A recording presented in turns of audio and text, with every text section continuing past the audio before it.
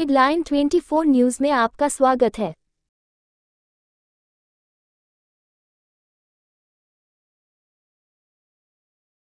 विधानसभा चुनाव को लेकर बीजेपी कार्यालय में बड़ी बैठक हुई। बैठक में शामिल होने पहुंचे केंद्रीय मंत्री ज्योतिरादित्य सिंधिया, केंद्रीय मंत्री फग्गन सिंह कुलस्ते, गृह मंत्री नरोत्तम मिश्र, मंत्री भूपेंद्र सिंह, चुनाव प्रभारी भूपेंद्र यादव, सह चुनाव प्रभारी अश्विनी वैष्णव भी पहुंचे बीजेपी कार्यालय। 7 बजे मुख्यमंत्री शिवराज सिंह आएंगे बीजेपी कार्यालय।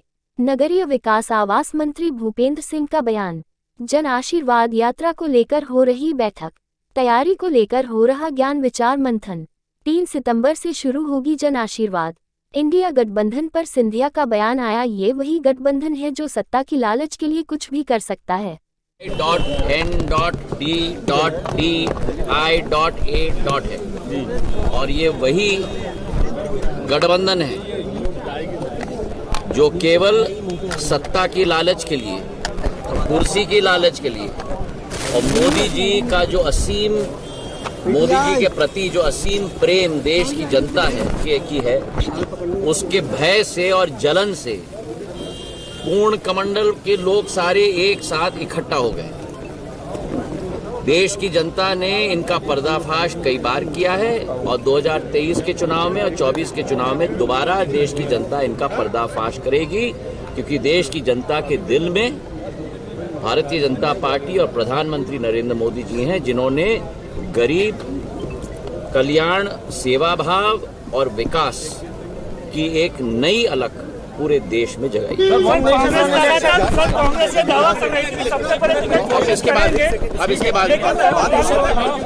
अरे भाई, मैं अभी ग्वालियर से आया हूँ B20 और G20 करके। पहले पूरे मैं समझूंगा, अभी उसकी कोई टिप्पणी मैं नहीं करूंगा। बहुत अरे भाई, अभी मीटिंग तो होने दो, उसके बाद आराम से बैठ जाएंगे। बैठक के बाद अभी मैं ग्वालियर में हमारी B20 और G20 का आयोजन हुआ है। नागर विमानन का अंतर्राष्ट्रीय कॉन्फ्रेंस हुआ। बड़ा एक नया इतिहास मध्य प्रदेश के लिए भी रचा गया, जहाँ मध्य प्रदेश में कई खजुराहो से लेकर, भोपाल से लेकर, इंदौर से लेकर, ग्वालियर से लेकर अनेक आयोजन किए गए। आज का भी बहुत बड़ा सफल आयोजन कल रात का और आज का रहा है। अंतर्राष्ट्रीय जगत के सभी नागर विमानन कंपनियों के सभी लोग उपस्थित थे और भारत में नया निवेश, भारत में नया विश्वास पूर्ण रूप से उन्होंने अपने वक्तव्य में भी कहा है और हमें पूरा विश्वास है कि आगे हम लोग अग्रसर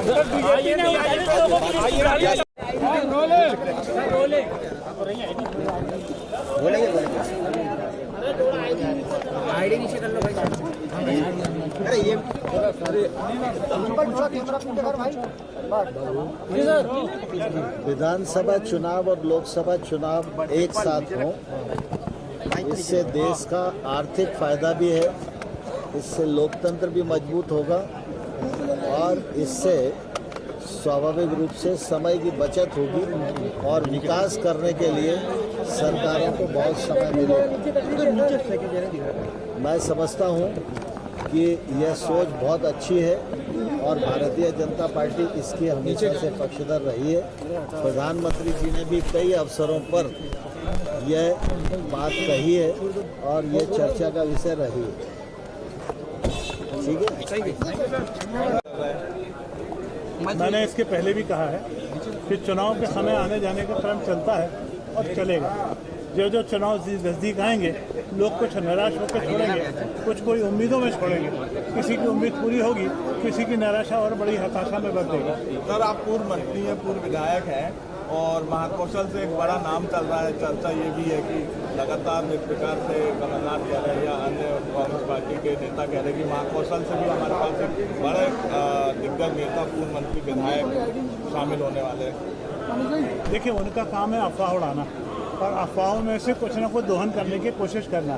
स्वयं कमलनाथ जी नहीं, आप राष्ट्रीय स्तर पर देखेंगे तो उनके नेता राहुल गांधी भी इसी लाइन पर चलते हैं। कोई ना कोई झूठी बात उछाल देना और आगे बढ़ जाना, इसी लाइन पर कमलनाथ जी चल रहे हैं। अफवाहें हैं, अफवाहों से सावधान रहें। तो जो भी अच्छा काम होगा उसकी आलोचना भाजपा जिंदाबाद, 300 सेक्टर की आलोचना कर सकते नरेंद्र मोदी जी जिंदाबाद, हैं, क्यों नहीं करेंगे? जिंदाबाद। राशन वन नेशन कर दिया, तो वन नेशन वाला इलेक्शन मुझे नहीं लगता कि कोई गलत। चुनाव के समय टिकटों को लेके चीज़ें होती है, जिसको लगता है कि हमें टिकट नहीं मिल रहा तो वो दूसरी जगह तलाशता है। बैठक सभी महत्वपूर्ण है और आज हमारी कोर समिति, प्रबंध समिति सब बैठ रहे हैं।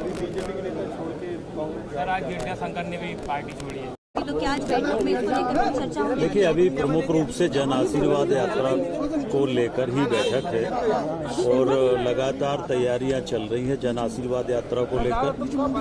3 तारीख से जन आशीर्वाद यात्रा प्रारंभ होगी और पार्टी के राष्ट्रीय अध्यक्ष माननीय नड्डा जी 3 तारीख को चित्रकूट से यात्रा का शुभारंभ करेंगे। 4 तारीख को माननीय राजनाथ सिंह जी, हमारे जो वरिष्ठ नेता हैं, केंद्रीय मंत्री हैं, वो हमारे नीमच से प्रारंभ करेंगे। 5 तारीख को हमारे देश के यशस्वी नेता माननीय गृह मंत्री श्री अमित शाह जी मंडला और श्योपुर से प्रारंभ करेंगे यात्रा को। और 6 तारीख को हमारे भारत सरकार में मंत्री, वरिष्ठ नेता माननीय नितिन गडकरी जी खंडवा से यात्रा को प्रारंभ करेंगे। इस तरह से 3 तारीख से लेकर 6 तारीख के बीच में यात्राएं प्रारंभ होंगी और यात्राएं 21-22 तक चलते हुए भोपाल 25 को पहुंचेंगे। वन इलेक्शन को लेकर चर्चाएं तेज। जनता पार्टी है, पूरे 5 साल जनता की सेवा करती है और उस सेवा के आधार पर जनता के बीच में जाते हैं। 5 साल हमारी तैयारी चल रही है। लेकिन अब तो कांग्रेस भी कह रही है कि रणदीप सुरजेवाला आ गए हैं, चोपड़ा आ गए, तमाम तरह की बैठकें करके और इस बार हम बताने वाले नहीं हो पाएगा। देखिए, कांग्रेस में तो सारी चीज़ें गुटबाजी के आधार पर होती है, कोई आ जाए कुछ आ जाए। मध्य प्रदेश में तो कांग्रेस जो है वो 2 लोगों के बीच में है, एक दिग्विजय सिंह की कांग्रेस, एक कमलनाथ जी की कांग्रेस है और दोनों अपने बेटों को स्थापित करने का प्रयास कर रहे हैं। कमलनाथ जी नकुलनाथ जी को चाहते, दिग्विजय सिंह जी जयवर्धन जी को चाहते। तो दोनों जो हमारे बुजुर्ग नेता हैं, तो दोनों बुजुर्ग नेता अपने बेटों को स्थापित करने की प्रतिस्पर्धा चल रही है। सर, जन आशीर्वाद यात्रा भी परसों से शुरू के लिए इससे बड़ा काम नहीं हो सकता है। पूरा देश 5 साल चुनाव में लगा रहता है, पैसे की बर्बादी होती है और इसलिए वन नेशन वन इलेक्शन ये पहले भी हमारे देश में था और ये देश की आवश्यकता है और माननीय मोदी जी की सरकार देश के सुधार के लिए लगातार काम कर रही है और उसी में से एक काम ये भी।